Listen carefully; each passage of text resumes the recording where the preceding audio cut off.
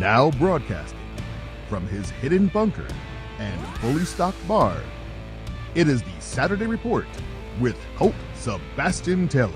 Thank you and welcome once again, my friends, to the Saturday Report with me, Colt Sebastian Taylor, the host with the most, the Ayatollah of rock and roller, the sizzle of Rizzle, adventurer, entrepreneur, and amateur self-titler. Yes, that's my new title. You're welcome. And welcome, my friends, to AWSM Radio, an independent digital-only radio station that plays today's best music, old school classics, along with a rotating cast of all-star DJs. Here at AWSM Radio, we focus on mainstream artists, independent artists, along with a variety of interesting talk and music shows throughout the day, such as my own. All we do here is entertain, inspire, and inform. And my friends, I want to engage with you. I want you to be part of the conversation. So, find me, follow me, yell at me on the Twitter, on the Instagram, and on the Rizzle at Colt S. Taylor. And as always, bookmark ColtSebastianTaylor.com for all your Colt Sebastian Taylor needs. And, of course, to listen to past episodes of this wonderful program.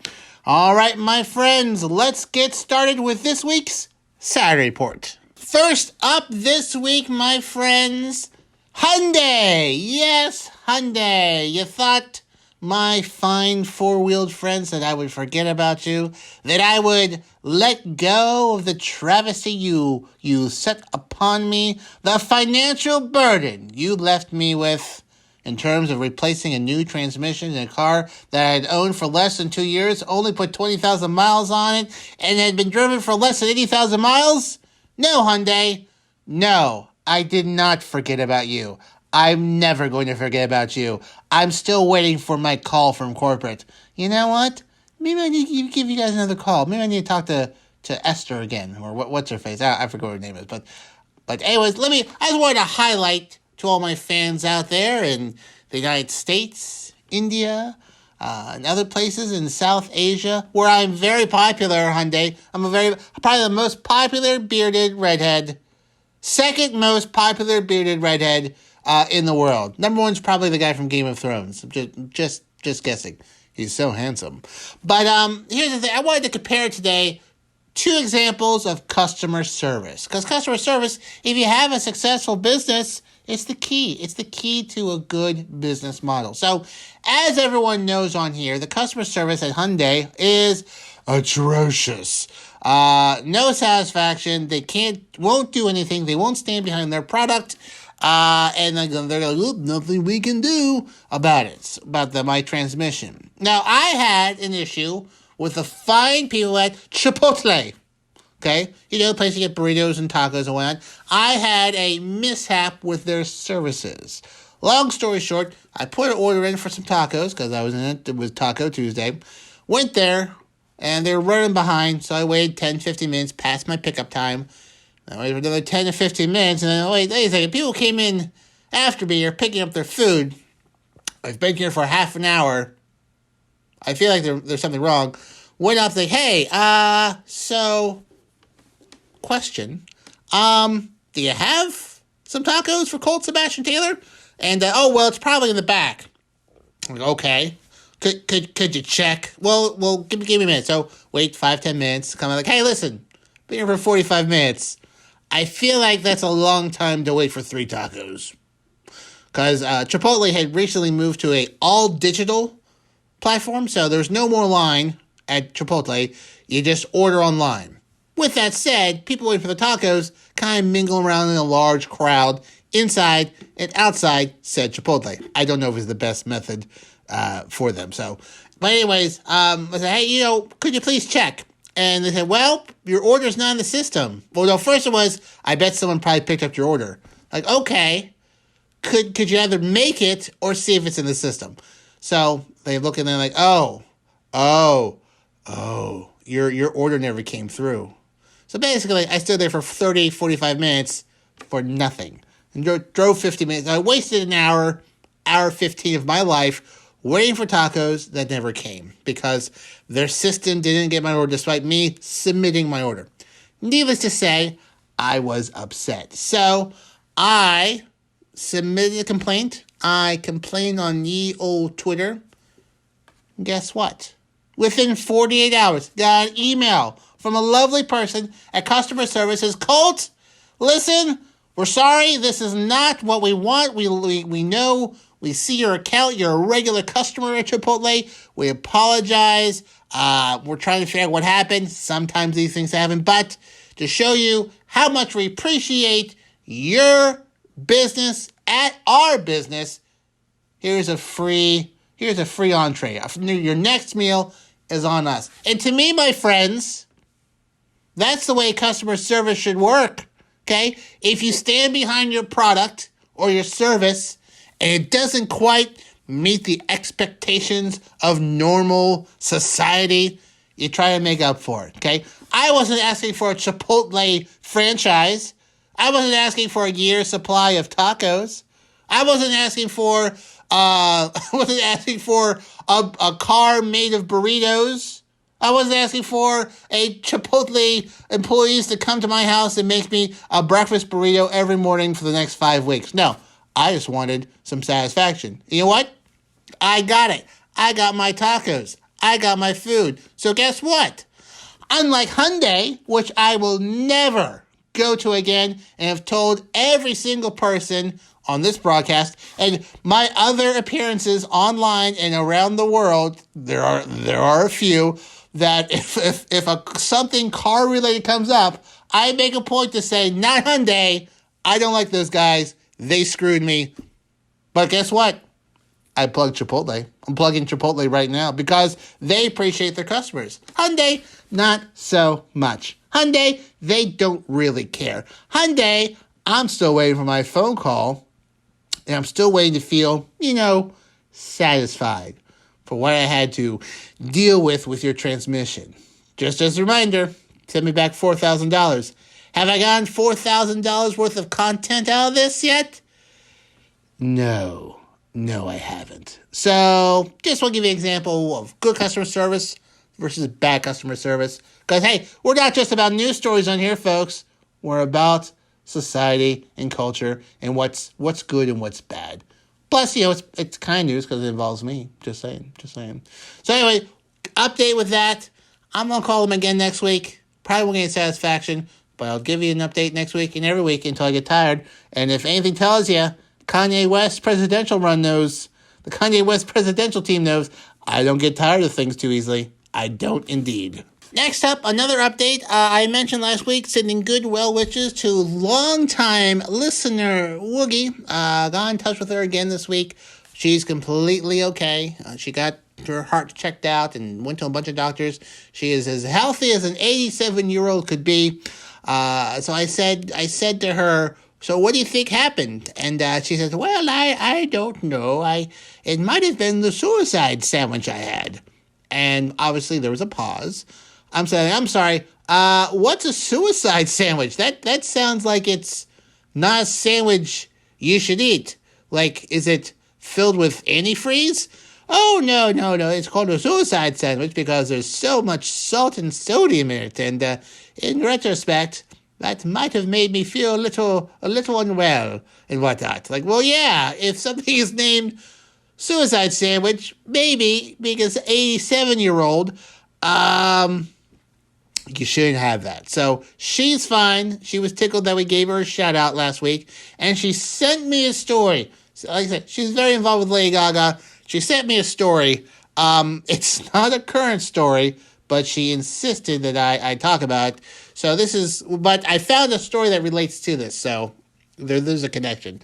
So apparently in 1976, an Olympic swimmer named Shavars Karpetlia was running with his brother doing a 12-mile run when a trolley bus crashed into a dam reservoir and it sank 80 feet offshore in 33 feet of water. He jumped into the water and with no visibility, he kicked in the back window, injuring himself, and he saved 20 people trapped in the bus one at a time for hours. So he saved all these people with this bus, swimming them to shore. Not sure why it took police so long to get there, but I guess 1976 there wasn't cell phones. So the the effects of the cold water and scratching himself up from the bus glass. He was in the hospital for 45 days, and then he developed pneumonia, sepsis, and had lung damage, and ended his Olympic career. So the story wasn't wide known, wasn't really reported. I guess that wasn't exciting news in the 70s. But he was identified by name in 1982. Then in 1985, he happened to pass a burning building, rushed inside, saved people again, one at a time, until he collapsed of exhaustion, hospitalized again, with severe burns and lung damage. Now, get this. He's 66, still alive, still kicking. Talk about a hero. I also would not want to live near him because obviously disasters can happen to him once a decade. So, like, if you're living near him right now and he's already run into a burning building or saved people from a drowning car, you should be good until the 2030s. If it hasn't, just be careful. Now, jumping into the water to save people, this is the tangent here, came across this other story, so Woogie will enjoy this as well, where a bystander rescues an infant from a Maryland bay after a vehicle crash on a bridge. So in Maryland, as you may know, if you're familiar with geography, there's lots of bays, lots of, I don't think they're called fjords, but, lots of bridges. So a van was driving on one of these bridges across the bay. It's one of these bridges that are like a half a mile long, not one of the little tiny ones. And it crashed up against the side of the bridge. In fact, it was hanging over the side of the bridge. And an infant was ejected from the van into the bay, into the water. Like, whoa, holy smokes. Just guessing, not wearing a seatbelt. You should always wear your seatbelt. Well, it was a nice day, nice and fairly warm. And so there was lots of boats there. And the boats witnessed this, were rushing towards the crash because they saw something fall in the water. And a good Samaritan who was driving along stopped, saw the child in the water, leapt off of the bridge into the water to rescue the child. Whoa, right? I mean, this is not just like, a diving board bridge. This is a bridge that's high up enough that a, regular sort of, 5-person boat, not like a yacht, but like a pleasure boat, can get under it without scratching up against the bridge. It is like, a 30-foot drop. Maybe, I can't estimate. It's a significant drop, quite the high dive. Jumped in, saved the child. All 4 people, other people in the van were fine. Or 4 or 8. It was 8 people, and there were 4 cars involved with the crash. So 8 people were injured in the 4-car crash. None of the cars went to the bay. This one was, I'm looking at a picture right now, literally hanging over the side of a bridge. Child thrown into the river, into the bay. I mean, good thing it wasn't winter, because hypothermia gets you real quick there. Someone jumped off the bridge, saved them, and then boats were quickly there to pull them on the boat there. And whew, what a story. So much like the story our dear listener Woogie sent us from the 70s, not quite current events, there's still good people out there jumping off of bridges, saving people from the water due to car accidents. So that is pretty amazing in Maryland. I don't know if I would do that. I'm not as brave as anyone here, but check it out. There's actually footage of people rushing to there moments after the crash on boats, filming, of course, because we live in a world of films, filming boats rushing to the scene to make sure that everyone is okay. So it's pretty amazing stuff. So Good Samaritan in Maryland, a Good Samaritan in the 70s and 80s. They are out there, my friends. Not all heroes wear capes. We're going to stay with water as a subject, but we move to Detroit, specifically the Detroit River. Biologists every year do a sort of survey to see what the fish are like in the area. So they put out bait, hooks, catch a bunch of fish, count them, put them back in. They tag a few so they can study their habits, make sure that they're being protected there, that that the fish are surviving inside the Detroit River. They focus on egg and larval stages. They usually just count fish, less than an inch. That gives them a good idea of what the fish situation is like. Now, occasionally, they catch a 40, 60-pound fish, a big old fish, big old sturgeon. I think it's sturgeon? Yeah, sturgeon. Big old fish, a lake sturgeon. This time they caught something that was bigger than 40 and 60 pounds. They caught a 6 foot, 10 inch, 240 pound fish in the Detroit River. They believe the fish is about 100 years old. They caught a 100-year-old fish. Crazy, right? It broke all previous records. The previous record was 123 pounds. So 6 foot 10. This fish is taller than I am, and probably weighs as much as I do. Put on a few COVID pounds, friends. But that's a big fish. They never thought. It's amazing that a fish could live that long and not be caught before, because it was never tagged. They tag fishes, put it back in there. They consider it a once-in-a-lifetime catch. They think it was born in 1920 when Detroit was the fourth largest city in the United States. It took 3 of them to get up onto the to the boat. It's a lot of fish. Tagged it, and they put it back in the water. So they're not catching fish to eat them. They're tagging them so they can track them and whatnot. It's amazing. They never thought a fish could go that long and not be caught or tagged before. It is pretty crazy. So, it's such a big fish. So they do this survey every year on the St. Clair Detroit River to sort of understand the lake sturgeon population. Began doing it in 2001. They were fished very heavily, commercial fishing. They had a lot of over harvesting, loss of habitat with ship canals, so they were a threatened species, and they're considered a threatened species in Michigan, so I don't think you're allowed to catch them, to be honest with you. So if you do catch one, you gotta put them back into the river. And now they believe there's more than 33,000 lake sturgeon, 6,500 in the Detroit River, and but this is still just a fraction of their historic size. But they are a very hardy fish. They survive pretty stressful situations, but they typically don't last past 60 or 80. So this is a very rare find, very unusual, and they tagged and toss it in there, which is pretty crazy. Also, because the Detroit River was very polluted especially during World War II. A lot of oil pollution, toxic substance discharges. There's a lot of shipbuilding, and they're trying to clean up the environment to have these fish return. Maybe even be able to fish them again one day. Might be a long way down the road, but a 240-pound, 6 foot 10 fish. That is a huge fish. That is taller. That is almost a foot taller than I am. Wow. So I wanted to bring that story to you. They caught a fish that was this big.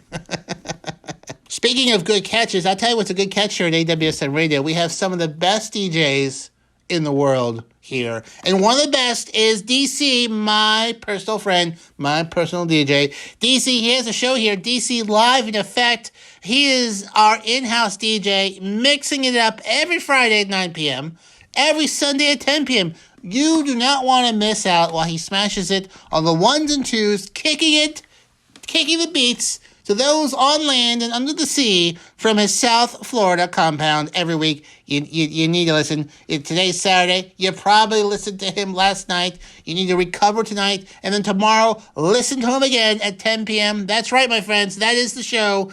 DC, Live in Effect, right here on AWSM Radio, Fridays at 9 p.m., Sundays at 10 p.m.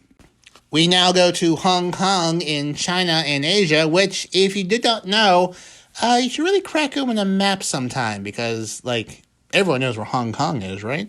Anyways, do you have $38 million just lying around, or a 5 to 12 jewel thieves that want to embark on a really clever and yet endearing adventure about stealing a flawless diamond ring.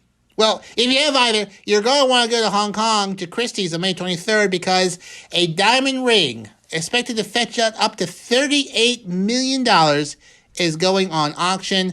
It's the largest kind of diamond to ever be auctioned. It is a flawless pink diamond. There is no grain in the stone. It's internally flawless clarity. It's a very rare pink diamond. 15.81 carats. It's called the Sakura diamond, named for Japan's cherry blossoms because they kind of that pink hue. It says it is internally flawless with Type 2A certificate. I don't know what that means, but apparently that means it's worth up to $38 million. Internally flawless diamonds are very rare. Basically, from what I understand, is that there's nothing in the inside that messes up the color of it, or you can see through it. It is internally flawless. It's a very rare diamond, especially one this big. So if you see it, which I don't know if you look it up or not, it's basically a big hunk of pink diamond on a little ring, and I mean it's big. It's like the size of a $50. Really big. So, anyways, if you get $38 million or a collection of retired jewel thieves that want one more big score, I'm seeing Morgan Freeman, Robert De Niro, maybe Al Pacino get together, kind of like the Expendables, but like the guys who weren't in the Expendables, but still older actors today. I think it'd be really good. Anyway, hit me up for the movie rights. But this is going on auction on May 23rd for $38 million. I will try my best to circle back on this and see what the final price was. I'll try to make a note for myself. I got so many notes around here, I often lose track of what I need to follow up on. So if someone does here, feel free to tweet me at Colt S. Taylor on Twitter, and I'll give you a shout out. But wow, that is a really expensive diamond being auctioned off in Hong Kong. We now go to France, where a possible international incident is brewing. Oh, it's brewing. It's being brewed. Now you might be thinking, are you talking about the Jersey Islands where the United Kingdom and France both sent warships to an island to make sure fishermen could fish and whatnot? No, not talking about that, although that is quite silly and interesting. I'm talking about a border dispute between France and Belgium. Okay, France and Belgium are two countries in Europe. They're right next to each other. Their border has long been established under the 1820 Treaty of Kortrijk. Kortrijk. It's a 390-mile border. There's a border dispute. You see, when they made this treaty, they put down stones to mark the border very precisely. 300, 600-pound stones. These things aren't just like little markers. These are big markers that denote the border between France and Belgium. Well, it appears Belgium has invaded France and claimed some territory. What am I talking about? Well, France and Belgium are part of the European Union, and so borders between countries there are kind of, they're there, but you can freely move between borders. Well, there are some hikers that like to travel the borders between countries and look at these historical markers, and they came across a marker that didn't look right. Like, these markers are placed very firmly. They've been there for over 200 years, for 200 years. But they came across one that this thing is not like the other. That's weird. It turns out a farmer, frustrated that the marker was kind of in the way, dug it up and moved it 7 feet into French territory, thereby enlarging the country of Belgium, his own property, and the town, and reducing French territory and town on the other side.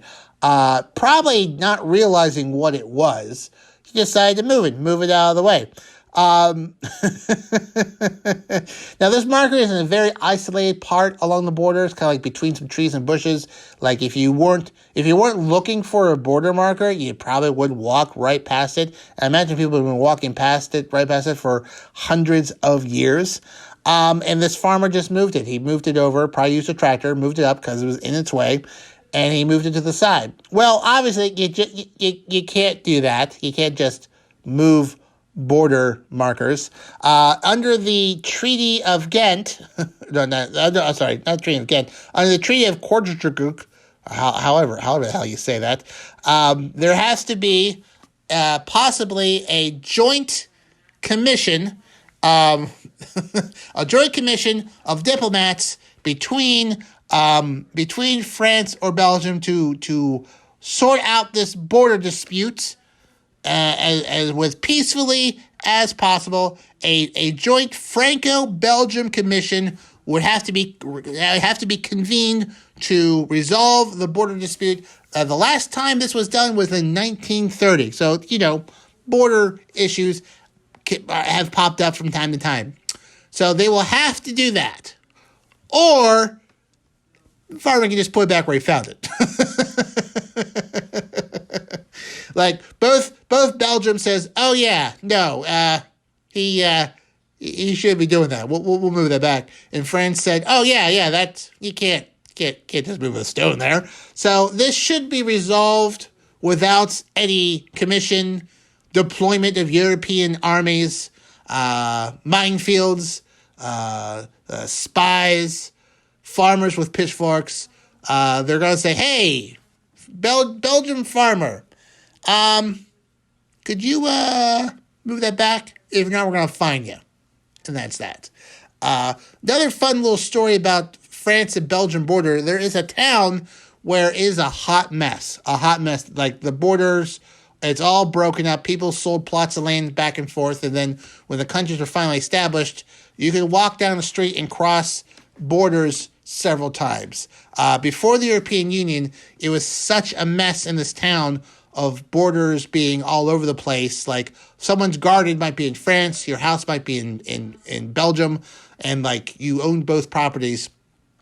That checkpoints were put on the outside of town because you'd be crossing international borders several times. Now that you're European, less of a moot point. But what is important is where taxes go.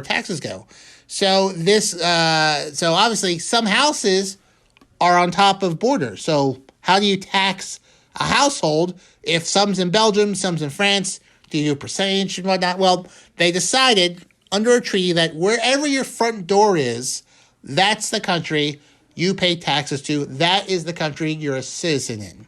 So this gentleman who was born in Belgium, believed he lived in Belgium, was Belgium all of his life, bought property in this weird town, and they did a little work with the border. Turns out his front door wasn't in Belgium, it was in France. So he would be a French citizen. Didn't want to be a French citizen, so what he did was he bricked up that door, moved it 5 feet, made a new door that's in Belgium, and then he was officially Belgium. That's all he had to do is put a new door in his house. Now, I don't think you could do that today. Like, you know what? I don't like these taxes. I'm going to make a new door. But I think his special situation was like, oh, well, he's always paid taxes to Belgium. He has a Belgian citizenship. Let's just put the door here. So legally speaking, it's all fine. So I love borders and border disputes. Not like the wars associated with them, but like the maps, the stories, the issues, it's rich with history. I mean, you can go down a rabbit hole and spend hours reading about these weird little border disputes between countries. Even countries that are friends, like Canada and the United States, have like 5 kind of weird border disputes. Like, we haven't figured this out yet, but very interesting. So anyways, Belgium and France, war averted. France and the United Kingdom, fish war. Hopefully we'll come to a resolution. Maybe I'll cover that next week. We now move from Europe to entertainment. Justin Bieber, He's ready to bring justice to the masses. No, he's not being a vigilante. That's the name of his world tour, the Justice World Tour. His name is Justin Bieber. I get it. Well, will be now hitting the road in 2022. It's delayed again. He will have a show in the San Diego on February 18th. And then the tour, promoted by AEG, big tour company, will go through Los Angeles, Las Vegas, Salt Lake City, Denver, Atlanta, Montreal, Tampa, Austin. It's going to be a 52-day trek, closing out on June 24th at the American Family Insurance Amphitheater in Milwaukee. So if you are a believer, this is your chance to catch him. To quote him in the release, he said, "We are working hard to make this tour the best one yet. I'm excited to get out there and engage with my fans." And I'll tell you what, that's a dead-on impression of Justin Bieber, I think. I should do celebrity impressionists all the time. So, concert news, concerts are starting to slowly ramp back up. Probably won't be too many this year, but 2022 looking like your favorite bands will be popping up and touring again quite soon. Keeping with music news, The Weeknd, who performed in this year's Super Bowl, will remain boycotting the Grammys despite recent changes. As you remember, The Weeknd was shut out of any nominations last year, and he was very upset. He's also a very talented artist. I guess he would be upset. He said that he would not be submitting music anymore to the Grammys. He would be boycotting the Grammys until they changed some things. Then recently, the Grammys changed their nomination process. Apparently, I don't know how people are nominating the Grammys. Apparently, it's a not very transparent process using various anonymous and secret committees that do this voting and nomination process. They disbanded some of these and tried to make it a more open process. Despite this, he is still not submitting any music. He released a statement saying, "Even though I won't be submitting music, the Grammys' recent admission of corruption will hopefully be a positive move for the future of this plagued award and give the artist community the respect it deserves with a transparent voting process." So this happened after his After Hours album was snubbed last year. He tweeted, "The Grammys remain corrupt. You owe me, my fans, and the industry transparency." And then he said he would be no longer submitting music to the Grammys. So we'll see what happens. Maybe he'll change his mind. Do the future. I guess it kind of depends on what the Grammys do. I don't know how they work. The head of the association said in a statement, "In this new academy, one that is driven by action that has doubled down on commitment to meet the needs of the music community, while changes in progress are key drivers to our actions, one thing will always remain. The Grammy Award is the only peer-driven and peer-voted recognition in music. We are honored to work alongside the music community year-round to further refine and protect the integrity of the awards process." Obviously, head singer of The Weeknd disagreed with that statement. So we'll see if he resubmits his music sometime in the future. Like I said, I enjoy his music. I think it's played here on AWSM radio as well. So he's a very talented artist. So we'll see. We shall see if he rejoins submitting music to the Grammys. Maybe next year. Now I'll tell you what you don't need to submit to. It's already available to you. It is our great drive time home show for your evening commute. I'm talking about the Rock Sessions. It's the drive time show. It's making sure your evening commute home is fun. It features the hottest music, probably The Weeknd, and on the charts, and some other surprises in between. Brad yourself, Colt, do you host this show? No, I don't have the talent to host a show like that. It can be only hosted by one amazingly beautiful, talented lady. That's my friend Rox. She hosts it Monday, Tuesday, Wednesday, Thursday, and Friday, 5 p.m. to 7 p.m. It's the Rock Sessions here on AWSM Radio. Set yourself a reminder. Send her a message. Make a request. Can you do that? I'm sure you can. Just tell her that Colt Sebastian Taylor sent you. And if enough people do that, she'll yell at me. And that'll be kind of funny. So check out the Rock Sessions. Monday through Friday, 5 p.m. to 7 p.m. right here on AWSM Radio. We now go to New York City, where AWSM Radio is one of the most popular online radio stations there. Well, guess what, my friends in New York? Guess what's coming back? 24-hour subway service is beginning once again on Monday, May 17th. So that is, less than 10 days away. As you know, the service has been shut down between 2 a.m. and 4 a.m. to accommodate cleaning crews during the pandemic, keeping it as clean as possible. As infections go down, they feel like they can have it open 24 hours and still maintain their cleaning regimen and keep workers and people safe. The Transport Workers Union said that they would only support the resuming overnight service if the cleaning and disinfection of trains continue. However, they are concerned that the MTA needs to hire more cleaners. There's just too many positions that are not filled during the pandemic, but they feel that they're tentatively on board with this. In April, the ridership surpassed 2 million passengers a day, which is the most since the pandemic started. So people are going back on the subways again.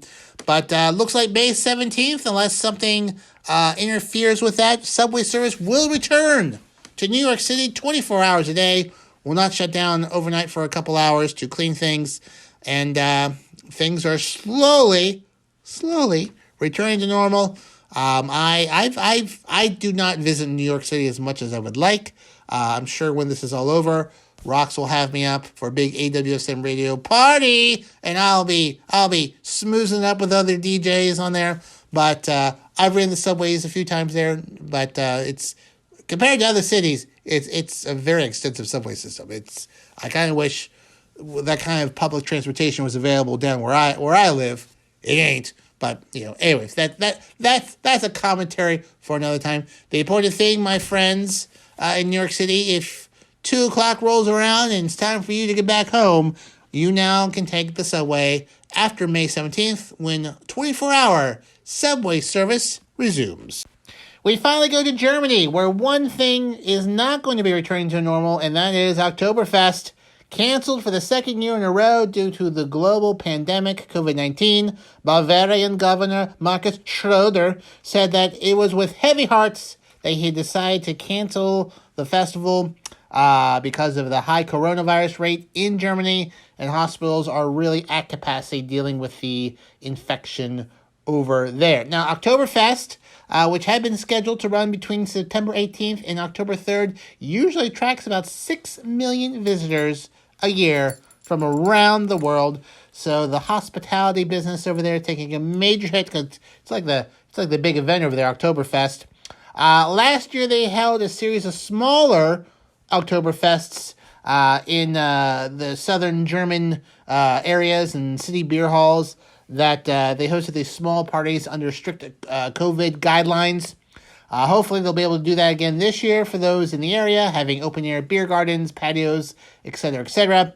They can do that, but they can't do that when there's like 6 million visitors. There just isn't the capacity to have open beer gardens for 6 million people. But they plan to be back in 2022. Things should be hopefully good by then. There's a lot of German laws about COVID-19 restrictions that hopefully expire by then. They just cannot practically hold this event in Germany with COVID-19 going on. So you'll have to have your own Oktoberfest at home this year with your own Oktoberfest beers. And as always, friends, drink responsibly and never drink and drive. Well, my friends, that just about wraps up this week's Saturday Report with your old pal, Colt Sebastian Taylor. Thank you so much for joining me today. And remember, you can find me online, on the Twitter, on the Instagram, on the Rizzle, even on the Cameo, at Colt S. Taylor. So please, feel free to engage with me on there if you think there's a story I should cover, something I missed, you want to see how awesome I am, or, just want to check in with me. I like the attention. And, of course, if you want to catch up with what I'm doing throughout the week and also past episodes of the Saturday Report, bookmark, visit put it as the first thing you look at every day. ColtSebastianTaylor.com for all your Colt Sebastian Taylor needs. And, until next time, my friends, I am, of course, your friend, Colt Sebastian Taylor. And I'll see you, later, next week, right here on AWSM Radio.